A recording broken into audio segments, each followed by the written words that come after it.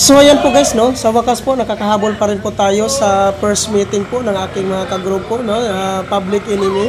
Then kasama na rin po pala namin yung Gun Squad po, no, na pinamumunuan po ito ni Pasimono Moto V.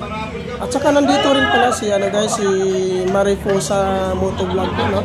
So which is napakarami po pala namin dito, hindi ko in-expect na konti lang pala kaming atin. So napakarami po pala, pinag-isa na lang po yung meeting namin dito. Dahil po yung Gun Squad po, meron po silang ginaganap na monthly meeting po. Kaya po siyempre bago pala yun po yung group namin. So dito pinag-isa na lang po ni Pasimono Moto V yung meeting po namin dito.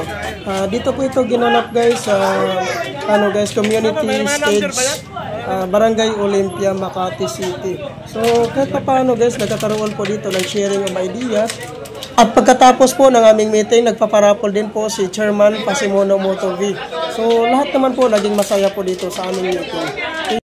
Naging matagumpay din naman po dito guys, no, ang aming meeting.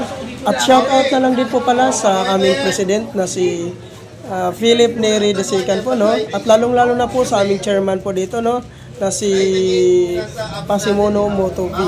So yun nga po, namimigay po siya dito ng parapol si Pasimono Moto V, no.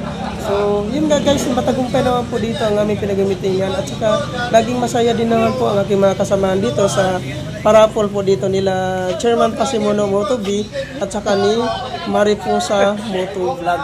So napakaganda po dahil po pinaghandaan ko na ito at naging masaya din naman po ang lahat. Thank you for watching.